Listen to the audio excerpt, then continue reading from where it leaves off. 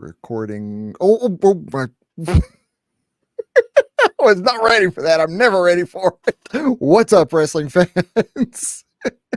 Even when he has a countdown, he is not ready for it. I'm never Are you ready all for ready for it? It is the Two Bros Wrestling Show. I think the people are ready to talk some wrestling, Doug.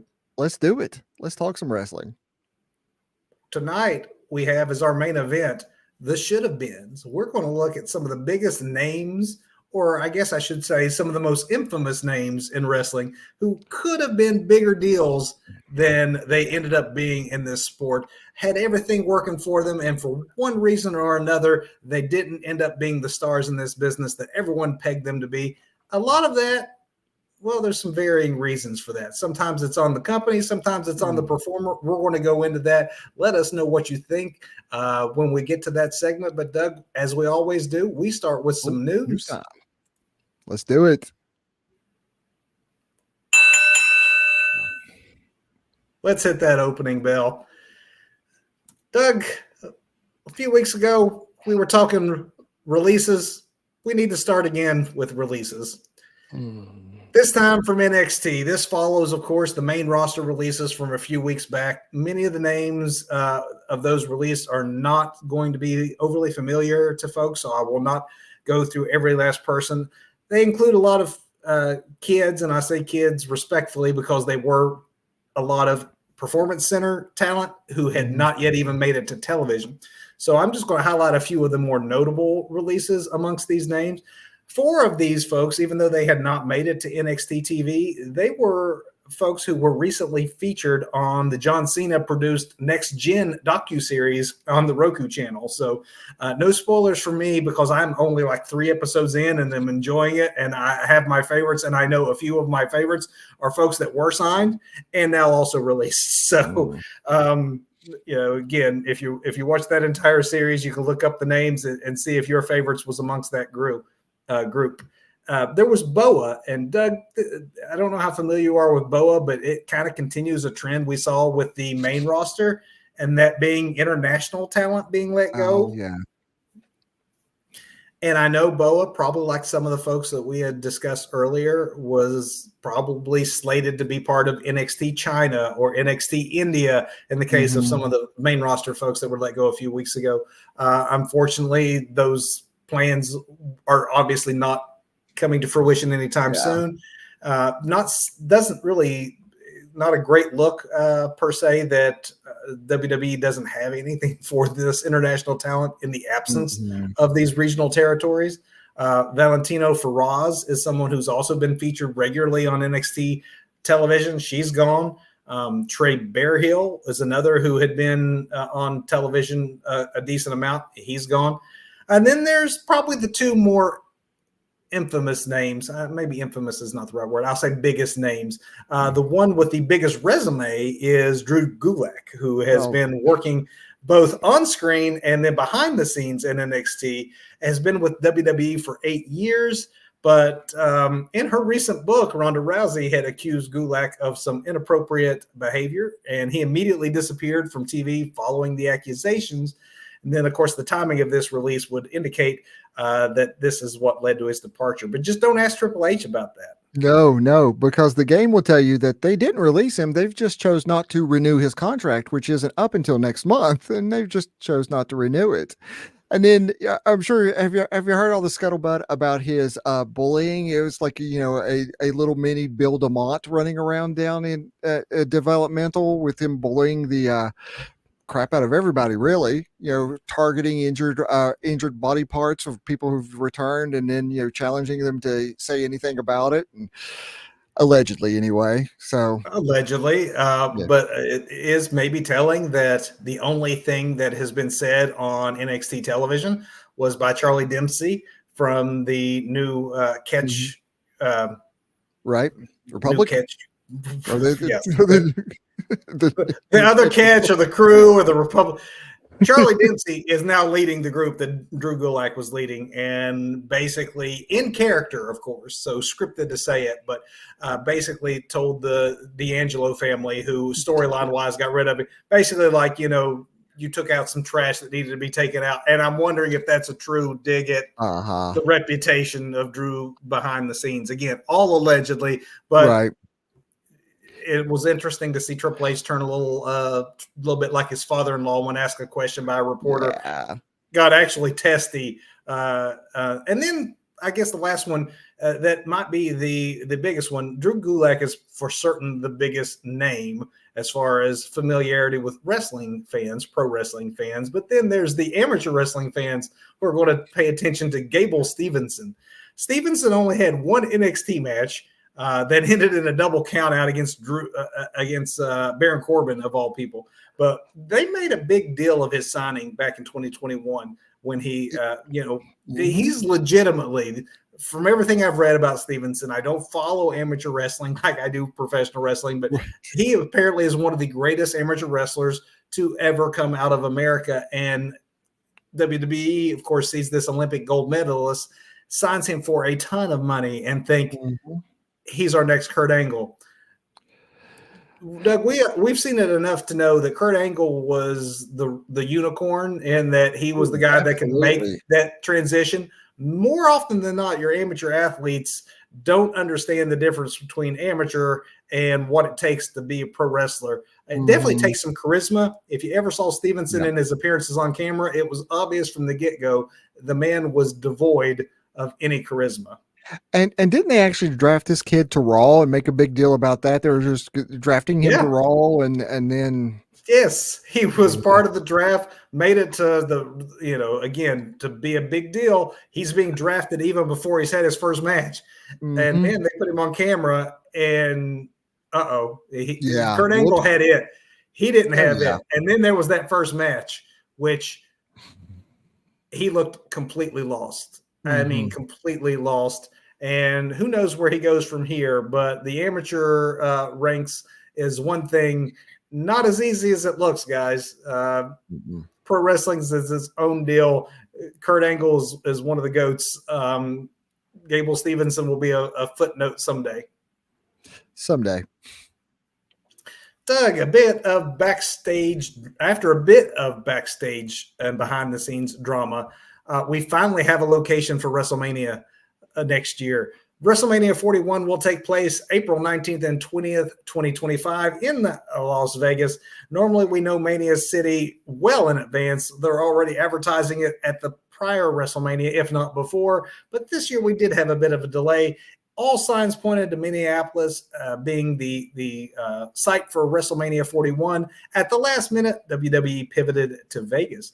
The weekend is interesting because that is Easter weekend, which is something WWE had previously very much attempted to stay away from. There's been a lot of talk internally about pushing Mania farther into April, maybe even into May, because of just the fact that they do not want at all to be opposite the NCAA basketball tournament, which always happens if they have it too early or have it in March or way too early in April. This was the compromise, and it was something apparently the officials in Las Vegas really pushed for, as that is kind of an off week for them as far as having people in town, and they think it would drive people to Las Vegas. WWE probably thinks that the international fans and the viewing audience won't care if it's Easter or not. It's Mania. They'll tune in for two nights of WrestleMania on Easter weekend. And it should be warmer in Vegas than it was this year in Philly. It will be warmer in the desert. You can probably guarantee that. And, there's chance of rain, but it's not, it's probably not going to happen. Probably get good, nice, warm weather regardless. But, mark it down. Next Easter, tell your parents you're not coming home. Going to Vegas. Going to Vegas. Doug, you might have seen this one, and I don't know. Maybe we shouldn't make fun, but it is still a news story that I think we need to talk about. Ric Flair being asked to leave a pizza party.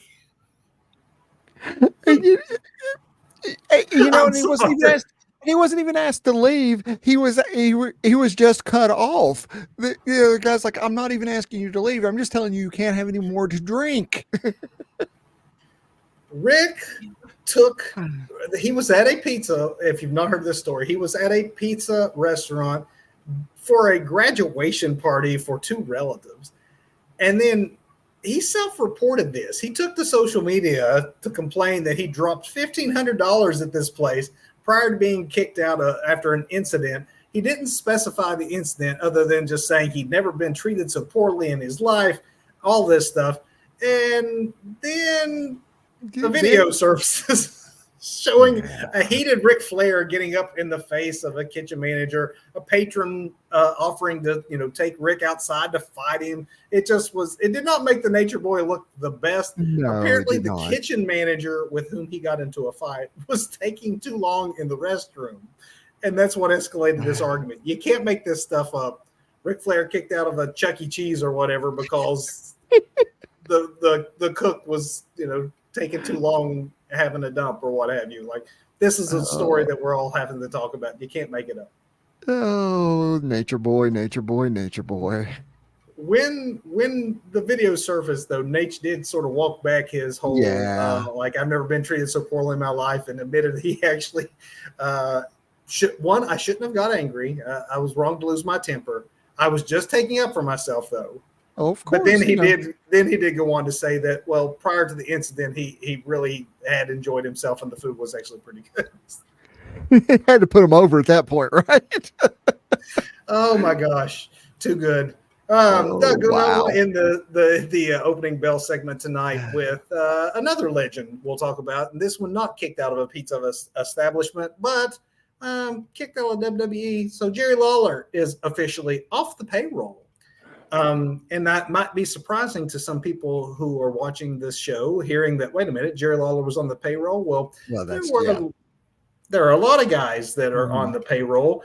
And if this is anything, this is showing that the gone are the lifetime jobs with the company. The old Vince McMahon, whatever you want to say about Vince McMahon, and there's plenty to say.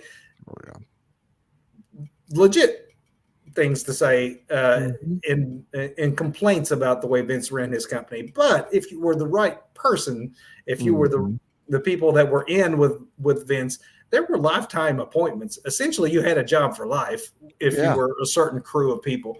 You were NWO. You were for life. There it is, for life. And this is the first time Jerry the King Lawler has not been on the WWE payroll since 1992. That's crazy. That is a long road there. Apparently, this had actually happened at the start of this year and is just now making the news. It's just now getting around the company that, oh, yeah, Jerry's gone because, Jerry's recovering from a stroke he had last year, kept a pretty low profile, and I'm sure the King will be just fine. But, fortunately for him, his recovery from all indications has gone well. So best of luck, Jerry the King Lawler. But yeah, it is a new day in WWE. Indeed it is. I hear there may be a Paul Levesque era happening. I do believe we're going to have a main event on the Paul Levesque era in the not too distant future. But tonight, I like that. Tonight we're going to have a main event topic of the should have beens. There is a long list. There we go. If you look through wrestling history of men and women who were can't miss prospects. These folks were going to take over the business, the next big things. And for whatever reason, we were either all wrong or the company just messed up big time on some of these performers. So we're going to look at, in our opinions, what some of the biggest misses have been in the history of professional wrestling. Doug, if you want me to start it out, I got my list up here. I got a list. I got a feeling your list is going to be a bit larger than mine.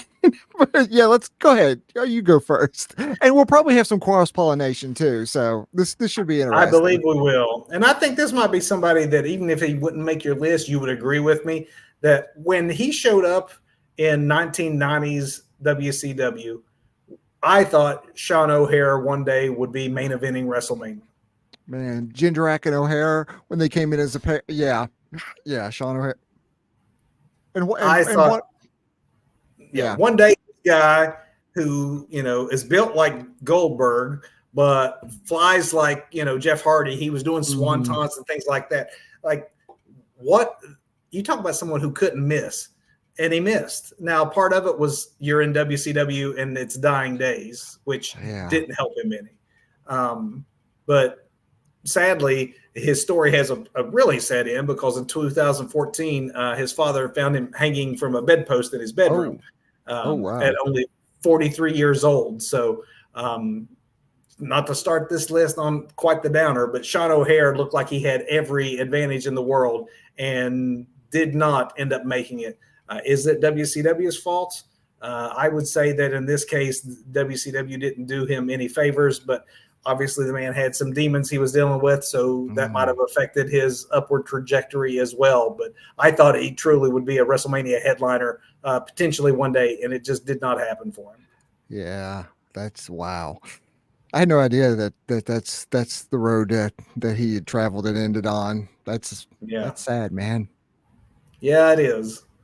I mean, I can roll with another unless you got one. Let me go ahead and jump in here. I mean, this man, I really wonder, because I think so much can be done with the right push and the right, just the right package, regardless of ability, in-ring ability or charisma. You can do a lot. You can give a excellent technical wrestler, which this man is, a mouthpiece, and they can go really, really far. They don't have to be, the greatest talker, and you can give somebody with not a lot of ring skill, you make them into a beast who squashes people in like 2-3 minute matches if they go that long, and you get them over that way. This man definitely falls into the first one. I mean, he's a man of 1,000 holds. He is. And it's not like he's not had a good career in wrestling. He's just not, to me anyway. He was never what he could have been, because Dean Malenko is an amazing technical wrestler, can do anything with anybody in the ring. I think like performances like Daniel Bryan, he goes out there and can make anybody look good, but he never got that chance to excel and be at the top of the game. I'm going to say, do you think that Malenko is one of those victims of his time kind of guys? Because if you put him up 15 years prior to that, he'd been there with your Jack Briscoes and your Dory Funks and guys that maybe weren't like big personalities, but were technically like amazing in the ring. You put him 10 years later, and he's in with your Daniel Bryans and guys like that. He just happened to fall in that period where big was expected, and either big personalities or big physiques. Yes, and absolutely. Unfortunately, he didn't have either. Absolutely. But, I mean, you had, at one point, Heyman was in WCW, Malenko was in ECW. I just don't know where all that missed each other, because he could have been a Paul Heyman guy before there were Paul Heyman guys, but it just never happened. Yeah, absolutely. And I think, like you said, they were looking for the big boys. What's the thing that Kevin Nash says? Where the big boys play, or whatever it is. Yeah, exactly. And Malenko was and still is, I'm sure, an excellent wrestler, a great producer, no doubt, but he just never got his time, man. Here's my next one is a guy who probably was wrong place, wrong time, because it's hard to say he wasn't the star, because he was on a small stage. It was when moving to the money and the big stage where I think the bookers didn't do him justice, and it probably ruined the rest of his career. And that is Mike Awesome. Oh, Mikey Awesome. Wow. Mike Awesome, a ECW world champion, a man that had some legendary hardcore matches, a guy that like could really work the big man strong style. He also could work a bit like a cruiserweight, again, ahead of his time when it came to that. He was an ECW legend, no doubt, but he was in more of the dying days of ECW, and of course left to go to WCW in its dying days, and went from a monster of a main eventer to a guy they dressed in leisure suits and gave that 70s guy gimmick. Wow. something that he never could recover from, and was not, I'm a world champion level wrestler having these matches with these Japanese talent. He had some great New Japan matches, and then goes to the WCW, becomes a joke, and could not recover from on the big stage being portrayed as a joke. And sadly, not to, I put these two up front for a reason, so that these stories get happier as they go along. But another apparent suicide. Man. Wow. I promise the last suicide, I will not be that dark, but Mike Awesome deserved better than he got in his career. Obviously, he had problems in his life as well, but he's another one that if you saw him and you watched him work, you would expect big things. And he moved to that next level, and the big things were not there for him. Wow. They do get better from here, right?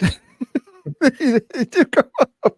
My next one retired. How about that? Okay, cool. Okay, cool. well, my next one retired. It's cool. So my next one, I'm not even sure where he is or what he's doing right now, because after, excellent wrestler, really a charismatic guy. I think, when I think of this guy, a smaller guy, but nevertheless, a ton of charisma, a ton of personality. Guess it got to be the wrong kind of personality. You almost kind of think, he got into some CM Punk territory where he starts to rub people the wrong way wherever he goes. The last match that I can think of where he actually was involved in something, and the last memories I have with him are him no-selling, losing to Johnny, not Nitro, Johnny TNA. What was that? What? But anyway, Austin Aries, this guy, great wrestler, great charisma, had so much going for him in TNA, Impact, WWE. He was everywhere. He's not been in AEW. He's not been in AEW, but it seems like series after series of just making the wrong decisions behind the scenes, making the wrong people mad, or just completely no selling a finish, flipping people off and walking away. Because I don't know what happened to Austin Aries. I'm pretty sure he's not unalived himself somewhere, but I don't know where he is. He is one of those, and this is something you can almost bucket these, right? So my first two, I would say, were the fault of the promotion or the situations that they had been in. I would say I would put Dean Malenko in the same boat as wrong place, maybe wrong time to be bigger. Austin Aries, I have a lot on my list moving forward as well, that probably their own worst enemies, and it would be more on them than the company, because everywhere he's gone, he's had stories that have come out of those situations that do not reflect favorably on him and make him less likely to be valued by his next employer. You can only burn so many bridges, and I'm afraid Austin Aries might be one of those. All the talent in the world. Absolutely. I mean, I think it really does almost parallel a CM Punk thing. I don't think he's, face locked people or, punched EVPs or anything like that I'm aware of, but it's worked out okay for Punk. I mean, Punk managed somehow. Man, he came out golden in all this. He did. Thumbs up to Punk. This next guy, Doug, I don't know if it's I don't know exactly where I would put this one, because I think this next man is one of the most charismatic performers in the history of TNA. Okay. Unfortunately, that is all we really saw of this charisma, and that is Monty Brown. Oh, man, yes. Monty Brown had everything. He had the look. He made the pounce a thing. There's so many guys that do that. Monty Brown. Yes, I had forgotten about him, man. Exactly. Why should we be forgetting about Monty Brown? He's one of those that should be remembered, except his career was short, and he did go to WWE. It wasn't the same. I don't even have any memories of him being in WWE. I had to look it up to realize that after he left WWE, he basically retired from the business. So obviously TNA was a great launching pad for him, a former NFL player who managed to make that transition into the professional wrestling ranks, had all the charisma, the look, got the opportunity in WWE. I don't know whose fault it was, his or the company, or a combination of the two. Luck, maybe bad luck. I don't know if it was injury or what, but why we're not remembering Monty Brown in 2024 is actually baffling. If you ever saw that era of TNA where it looked like Yes. he was can't miss. Yes. Yes. Man, I forgot about Monty Brown, but like you said, why should we forget about the alpha male Monty Brown? Why? He was so good. Oh, So wow. good. Yes. Burned bright, very short. Mm-hmm. Wow. So speaking of short, it said way. And now this guy has not necessarily done well, but he's not done poorly, but he's not done well. I mean, he was just recently on TV actually. He's occasionally in AEW, but during his prime when he was younger, it's like WWE never quite knew what to do with him. He get those start stop pushes, but when he was Evan Bourne, he was this crazy, crazy high flyer. Now, as Matt Sydal, and he even tags with his brother from time to time. But he could have been again so much more in WWE. But I think this goes back to another wrong place, wrong time because he's a smaller guy, doesn't quite over in the Attitude Era as being one of those big boys to play the games that everybody needed to play. Just an amazing high flyer and, probably a cruiserweight at best. But yet, I mean, the dude is talented beyond compare, I think. And he still is. Like you said, he still wrestles in AEW. We saw him not that long ago in person. Yes, exactly. And still brought the house down. I had one of the better matches that night. Yes. But, but he's enhancement talent almost in AEW. Yes. He's now enhancement talent for some reason.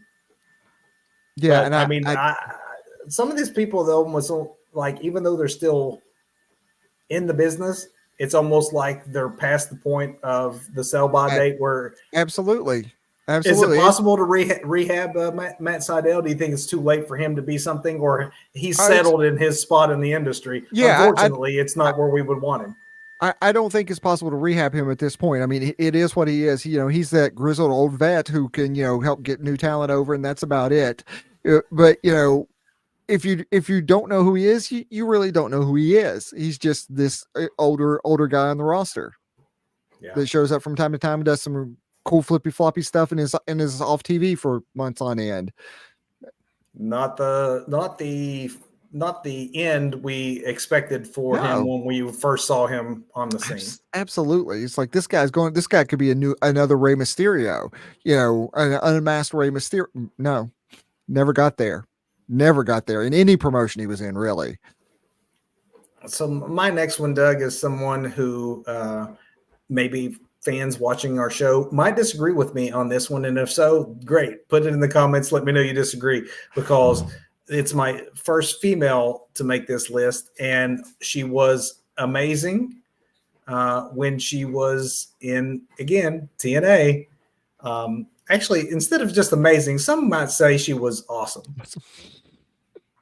Right? Can you imagine? But Kevin, today, karma will eventually get to you. This is one, not her own worst enemy. Karma didn't get to her. She was never quite the same as Karma as she was as Awesome Kong. But no, can you imagine how Kong would fare today in today's WWE women's wrestling environment? Triple H at the helm. You talk about a head of her time kind of talent. She didn't look like the other female performers. She didn't, she was a strong, intimidating presence. And now there's way more variety in the superstars that are featured, a lot more diversity, a lot more wrestling styles. And she unfortunately did not have that environment when she came in. So she didn't have as many people to work with. I don't know if WWE just didn't know what to do with her, but I would say that for sure, her short run in WWE probably is as much the fault of the company as it is hers. She got pregnant and wanted to be a mom, and that is fantastic, but she never got her momentum back when she came back. And then her career was pretty much over shortly thereafter. But it was surprising to me at the time that someone who had everything going for them, like Awesome Kong, comes to WWE and didn't just run to the top of those ranks and get inducted into the Hall of Fame there someday. Absolutely, because I mean, you think back to those run of matches and the rivalry with Gail Kim that she had in TNA, and that again, that's where you're like, okay, this girl is strap a rocket to her. She's going to the big leagues, and nothing's gonna stop her. And then if you want to look at some of the best matches in TNA history, you cannot have a list of best TNA matches and not have Kong versus Gail Kim. Those women tore the house down every time they locked up. Absolutely. All right, now you got another. Or you want me to go one more? Let me go one more. I'll throw a TNA lady right back at you, and she may be on she may be on your list too. Well, this one's never a TNA lady. She was an always Impact gal. Actually, she was their world champion. Tessa Blanchard, an amazing talent in the ring, by all accounts, a terrible human being outside of the ring, and those two things just didn't quite work well together. So, we get a thumbs up from that. But I mean, Tessa Blanchard, and I love the way that Tessa was pushed when she was, became their heavyweight champion. We have a female who is their world's heavyweight champion who goes through this with, what was it, Sami Callihan that she defeated to get their belt, and everything she goes through, and just the backstage nonsense that you hear about her, the ugly rumors, because I don't think anything was ever found to be correct. And then she just walks away and goes to Mexico and gets married and just refuses to even give a belt back. And just, there's a lot of attitude and a lot of I don't know what was going on there, but again, it's one of those let's just burn the bridge ourselves kind of situations where she could have went on to WWE. She could have went on to AEW. She could have went on this podcast with us, which, this is how I initially got you to do this with me way back in the day. It's like, we'll have Tessa Blanchard on. It'll be great. I'm still waiting, Tessa. Call us. Call us. Yeah, absolutely. But, she's on my list too, Doug. She was definitely on my list. In fact, we once did an entire show on Tessa Blanchard. When those bridges were burned in TNA, we did an entire show trying to predict WWE or AEW. What is the next step for this woman? Because it was obvious it was going to be the big leagues. And the big leagues heard about her reputation in TNA, and they never came calling. And now she's pretty much, and unless there's a dramatic turnaround in attitude and a makeup, she's got the pedigree, she's got the name. Absolutely, that's it. She can work in the ring, she can do the whole thing, and she should have been a can't miss, and she missed.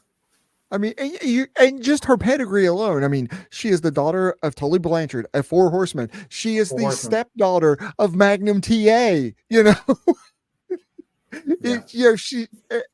She has everything. The documentaries WWE could have done with all the footage of they have of Magnum. Absolutely.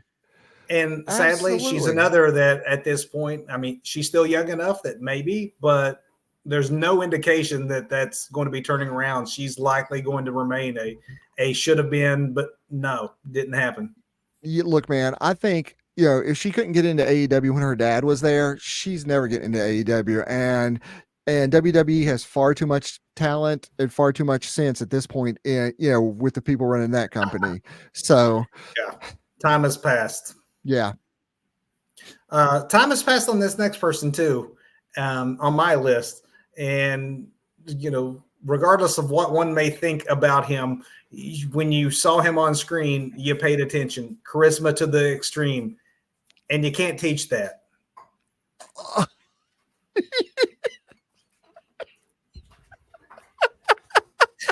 Enzo, man. I know. I did not expect that. I did not expect Enzo. Enzo was never my favorite in-ring performer, but he had a incredible mic skills. You couldn't take your eyes off of him. You didn't know what he was going to say. He could spin a catchphrase. He could off the cuff just take a mic and own it. Unfortunately, apparently, Absolutely. the character we saw on screen was not a character, but was the man. And when your own tag team partner can't even stand to be around you, there's only so much of that character, as entertaining as they are in 10, 15 minutes of screen time, apparently living with, working with 24/7, not the easiest thing to do. So now Enzo, I mean, the real one still shows up on MLW, but I don't think at this point he's going to be joining his former tag team partner in AEW, and the WWE bridges are burned. You don't think there's any chance for him to sit under the Jericho Tree of Learning or whatever it is? Hi, guys. Yeah. I mean, that's a great way to rehab the character, right? Just put him under the Jericho tree with Big Bill or If Large Enzo William, was whatever we want to call him. if Enzo was only a character, he might have been all right. But apparently, that was the dude. That was and yeah. Unfortunately, that's a. I have a few like that. My next one is also like that. If you don't mind me doubling up, Doug. Go ahead, double up because I only got one more. So go ahead, double up. Similar to Enzo in that he's apparently an impossible individual to get along with. Unlike Enzo, he also is amazing in the ring because he's a heart. Teddy Hart, man. Which heart is this? Okay. Wasn't he the one that got in a fight with CM Punk? Oh wait, Yes. that's half of every roster at this point, isn't it? Yeah. Well, let's not just blame him on that one because that one's probably as much Punk as it is him. But sure apparently, Teddy is that way with everyone. I mean, he's apparently impossible behind the scenes. Problems have followed him with every company he's ever signed with. There's a whole documentary on Peacock where you can watch and decide for yourself whether or not he killed his ex-girlfriend. I mean, there's a lot of it's not like just hey, he's got a tough personality.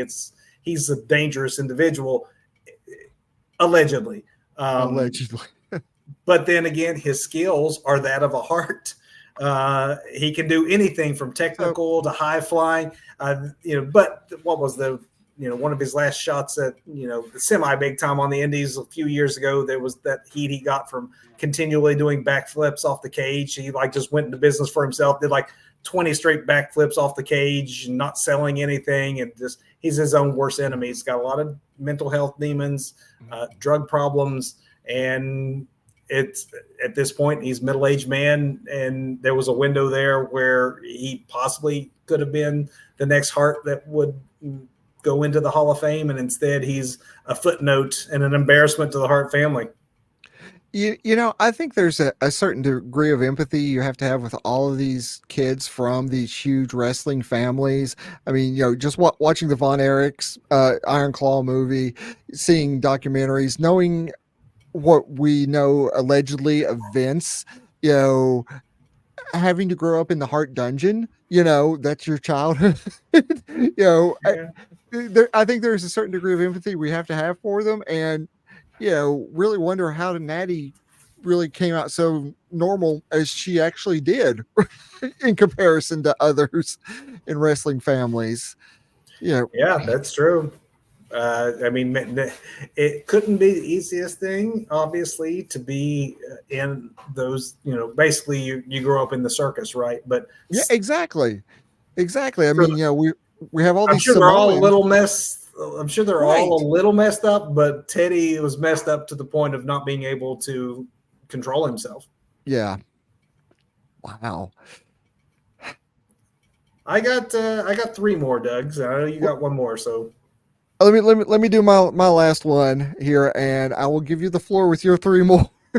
And you might have mine. You might have one of mine. Because this guy also had every chance in the world to be something huge in WWE. He never got there. Actually, he did get there. He got over on his own. He did things to get over on his own and really, really got over. Then the WWE didn't know what the hell to do with him. It's like they treated him like he went into business for himself. No, he was one of those, and he was one of those pioneers of the wrestling of YouTube wrestlers, going out there and having his vlog. He had his his internet championship, but they still cut him loose. And then he reinvents himself again after they cut him loose. We go from Zack Ryder, Mr. Woo Woo Woo Woo, internet champion, had his own belt, all that, his own YouTube. He gets released. He goes out as Matt Cardona and becomes Mr. Hardcore. This is a guy who could give Mox a run for his money right Yeah. now in any A kind of death hardcore match match. king. Yeah. Yes, exactly. Exactly. So again, he's still active, and maybe he has a chance to rehab that character and come back as Zack Ryder and do something. But I think Zack Ryder's behind him now, especially with as much as he's done on the indies. I mean, he is like the indie king at this point. So I love this pick. I love this pick. He's not on my list, but I think Matt Cardona might be one of the few on our list that is still young enough and hasn't burned his bridges enough to either make a WWE return or we've saw him recently in AEW yes, as a one-off. And I would love to see it because he's totally reinvented himself. He invented himself to begin with and forced himself into the WWE conversation. And even after being let go, all he's done is continue to keep himself relevant. yes. And I think that there's still a chance that Matt Cardona could make it on one of the big stages. Now, he's already made it to the top of the NWA. He's been the world champion. And so I think there's still a lot there in the pedigree. And it's, again, unlike a lot of these men and women we're talking about, it speaks a lot about not burning your bridges. I think he's generally well liked in the business, and therefore I think he might still have a chance. Do you think if he were to go back to the WWE, would they bring him in as Matt Cardona at this point, or do they try and bring back Zack Ryder? Because I'm thinking they need to bring in Cardona. Is what I'm thinking. But I'm 100% with you. If Vince McMahon was still there, it would be Zack Ryder. Yeah. Triple H is going to see that if he were to make it back to the WWE, and he's going to see Matt Cardona. Yeah, I do believe that Triple H would bring back Matt Cardona, not Long Island IZ. That's what we're going to see there. Nope. Kevin, I love that pick. The floor is yours, brother. So, Doug, I wanted to get a tag team or a faction on here. Okay. I love a good faction. I couldn't think of a better, more recent example of bookers blowing a sure thing than to call out Hit Row. Oh, yeah. Now, obviously, Swerve has gone on to bigger and better things as a world champion right now in AEW. But that, to me, just goes to show how bad WWE missed the boat on what they had with a faction like Hit Row. Certainly, it should have been as cool and unique a crew as we'd seen in recent years in WWE. Just missed the boat on them. Not just once, but they missed the boat on them twice. They hired them back, all but that one they didn't have Swerve. Ingredient. They didn't have Swerve. Yeah. And that, of course, was the missing ingredient to make it work the second time. I believe if Swerve had gone back under Triple H, we'd be seeing Hit Row on Monday or Friday nights right now regularly. Absolutely, because the thing about Hit Row, much like the Beatles, they are much more a unit than they are their individual parts. But then you take their John Lennon, their Swerve out, and then try and bring them back. Then you got the Beatles without John. You got George, Paul, and Ringo. That's right. and that's what they were. They were much better all together. It clicked all together. You just take one ingredient out, you just think okay, that's just one man. That's not gonna, we have all this other talent. It just did not work. You had them all together, you had something incredibly special. But yeah, that's the thing. Swerve is going to be a special on his own anywhere, but what they had with Hit Row would have been special had they managed to keep the group together under Triple H. Somebody who could have and should have kept it together, Doug, there is no Marty Party, but when you look at how far his peers have gone in this business, think of where Marty Scurll could be right now, if not for his own bad behavior. Right. I mean, the sky would have been the limit when you realize that what only thing that had held him back was size, and size doesn't matter anymore. And everyone that he was in groups with, that his peer group, that the elite, he would have been right there at the top of AEW with everybody else had he not had the bad behavior. He would have, because Tony Khan goes on to buy ROH. For whatever reason, Marty decided it was a good idea for him to go to ROH when the elite left New Japan. He did not come to AEW with the rest of the elite, but he did have a very, very sweet job at ROH at that time because he became basically their head booker. Marty was basically running it, but then the speaking out movement there started, and some behavior of Marty's came to light that's not cool, man. Not cool. But it again might be his own fault, but still should have been, and will never be now because that's damaged goods. He's done. Yeah, that is very much damaged goods. Doug, my last one is also, I think the pattern here, there's a few folks that we can definitely say it's the fault of booking, and there's a few folks that we could say is wrong time. Sadly, most of the people we've gone through tonight were their own worst enemies, and I think that that's going to be the case for my last one here. Leo Rush. Oh, yeah. Good talker, such a good talker that they even made him the mouthpiece for Bobby Lashley, but it was pretty obvious that that was ridiculous. But I mean, yes, he's a good talker. That was great for me, mouthpiece. That's not what you need him for, though. No, but that's obviously what WWE, at least at the time, saw him as. They did not see him as big enough to be an in-ring WWE talent. Things are changed now. Unfortunately, things became thornier for Rush when he started to be deemed as unteachable in WWE. Mm-hmm. And though he's still in the business, and again, maybe a Matt Cardona, you can say it might not be too late for him. There's not been anything I've heard that would indicate that he has rehabbed his personality, because he had a really, really short run in AEW that went south.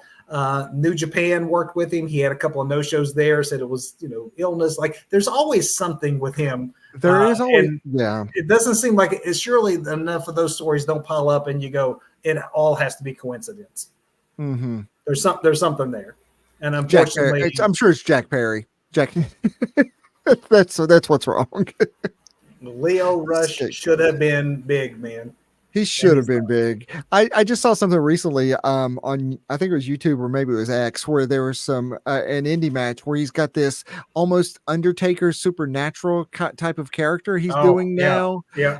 I've seen super interesting looking, but but then you go, but what's going on backstage? What's the next thing with him? It's like, this is super interesting. This is super entertaining. This guy's crazy athletic, but what's the problem? What's the next problem there? And unfortunately, that is the case with many of the people that we've named tonight. And Doug, we try to keep our show nice and tight. We could go on all night. Unfortunately, the annals of wrestling history are littered with men and women that we thought were can't miss, and then were, for a variety of reasons, failures, or if not complete failures, their own worst enemies, or falling short of their full potential. Yes. Fans, I know that you have to have quite a few that we didn't go over tonight. Drop those in the comments. We'd like to hear who you think are some of the best should have beens that you were fans of that just never made it. We go Dolph Ziggler. I mean, there's, we just go on and on and on and on. So we want to hear from you. Who are some of your favorites that you wanted to be big, but they just did not make it? Look forward to seeing those in the comments. Big finish time, huh? Let's hit some big finish. Let's do it. Botch of the week. Yo, amigo, you going? Who's going? You go ahead. All right. I may get some heat for this, but what the hell was CM Punk doing on Monday night? I don't understand that segment. Let's go out there. First, let me say this. I love the way it's set up first. Drew drives off. Punk drives into frame as Drew goes out of frame, and Punk's got a really cool car. He drives into frame. Shout out to that car. And then that one continuous shot that proves that Kevin Dunn had no business being in the WWE for at least the last 10 years. But that continuous shot that follows him all the way out through Gorilla, I'm thinking, this is great. This is amazing. I'm loving this, even though it's Punk. So I hope he doesn't get in a fight with anybody backstage on his way to the ring. But swings around, it's clobbering time, gets in the ring, starts ranting about Drew. I'm like, okay, this is cool. Drew's going to come back. They're going to have some sort of altercation. It's going to build the story. No, we're just going to hang out in the ring, man, and sit here for a while. It reminded me, honestly, of like that very awkward moment we experienced live when he called Hangman out in the middle of the ring when Hangman wasn't there. Hangman wasn't even there. It was kind of like that because Hangman wasn't coming out, his music wasn't hitting. Hangman was gone. We knew Drew had been there. Yeah, Drew just driven off and we're assuming with the setup, he's going to come back through Hartford, traffic, and no, and it was just over. No follow up, no nothing. It was just boom, done. Well, it's Oh. summertime and there's a lot of road construction, so I mean, like Drew's trying to turn around, couldn't. But I mean, and maybe that's a minor complaint, but I mean, Punk is great on the mic, but Oh yeah, it was just a waste. that's a That legit. That's legit because I do. yeah, I honestly, it didn't even register with me because that's how like nothing it was. yeah, What registered with me is the follow through the back gorilla onto the stage. Like yeah, all that was so cool. so And cool. I then mean, yeah, after that it was forgettable until you yeah. just brought it up. I'm like, oh yeah, that is where that went. I probably drifted off and was looking at my phone at that point. Right. Yeah. I mean, because it's like, okay, well, let's wait for Drew's music to hit. Okay. Wait, the segment's over. Okay. Surely they'll follow up on that later. Oh no, they're not. Nope. Okay. So maybe that is minor. I don't think so. I think it's legit. Mine, unfortunately, is not a minor just because of the accusations. But I'm giving my botch of the week to Drew Gulak because not only, and maybe again, everything's alleged. We have Right. to preface it by saying alleged, but whatever got you gone, whether it is what you allegedly did with Ronda Rousey or allegedly what you were like behind the scenes, whatever got you gone, Drew Gulak is my botch of the week because if we would have done this show, our main event topic 2 or 3 years from now, Drew Gulak might be one of the guys we're talking about because he could have very well been on the main event segment tonight as someone who could have been, but now is probably not going to be. Yeah, he's Probably gonna. because of his own doing. Yeah, he and Bill DeMont are going to open up a wrestling school somewhere now. I mean, I think that's the best he's got. That might be it. I mean, that might be all he's got. Doug, performer of the week. Man, this is kind of hard because there's a couple of things that I really really loved from Monday night. There's two matches in particular, and I've been weighing this, all week with everything that's come and gone. It stayed on Monday night for me for my performer and my match, and I go back and forth about them because there's four guys involved here. Which one's the performer? Which one of these two matches out of these four guys gets it? So I'm just going to blurt out some randomness here because I think I can't go wrong with any of this. But I'll start with Ricochet and Dragunov. My goodness, I am loving the Mad Dragon. So I'm going to have to go with Dragunov because incredibly impressive. Back when he first broke in my mind against Gunther, in NXT, and just that, and then the match he put on with Ricochet, and Ricochet did his fair share too, man. Ricochet is overlooked quite a bit. In a couple of years, I hope not, but Ricochet could be on the show if we do this in a couple of years. I thought the same thing, man. Ricochet was in my conversation with myself about, but there's still time. But yeah, I'm worried that he's destined for this less one day too. Underrated. But I'm going to go with Dragunov as performer because that was one hell of a match, man. So I can't argue with you on Dragunov. That's the way you make your Raw debut is go out and have a match like that. It helps the wrestle against Ricochet for sure. But just because I wasn't on the show last week and I want to give you a call out for that, I'm going to go back 8 days and echo you. Viva la France. My goodness. I'm still rocking from that. Let's go back and forth. This month we have the pay-per-view in France. Next month we will have the pay-per-view in Puerto Rico, and then just alternate. Let's just do that for the rest of. Let's do that. Here's the thing, though. These, I don't want to call them underserved wrestling populations, but they basically are, because they do not get live events, and if they get live events, it's not televised live events. These places that are getting these PLEs now, and what we're looking at, maybe like 7 outside the country a year. Hey, I'm good with that. Let's get outside the country. Let's entertain these fans elsewhere because they are so appreciative of it. I think North American fan bases, and cities are almost spoiled at this point. It's like, oh yes, WWE, whatever, Yeah, yeah. But these people are so hungry and so thirsty for it and so excited to be there. I And know you covered it, man, but they did not sit on their hands the whole night, and they no, elevated. Things were good on the pay per view. Some things were great on the pay per view. Everything was just that much better because the crowd was entertaining as the matches. I really think if that would have been in a North American city, I would have been saying, you know what, this could have been any other Monday night. This could have been an episode of Raw. It could have been an episode of SmackDown with some title, with a title change and a couple of matches. But it elevated it. It really did. So yeah, Viva la France. Viva la France match of the week, my friend. Ah, Let's end on the match. those two big meaty men slapping each other at the end of Raw. My goodness, it was a callback for me to a Royal Rumble where they start, they almost finish it. You got those two guys going, Sheamus and the final shot is a very beautiful thing when Sheamus finally taps out, and you see Gunther, and he's just soaked, and he's just drenched in sweat, and Sheamus says, like, clearly you can see the handprints Yeah. of Gunther's hand on him in multiple places where he's just smacked him. But I got to call that my match because those dudes, those two big old hosses went out, the big meaty men slapping each other.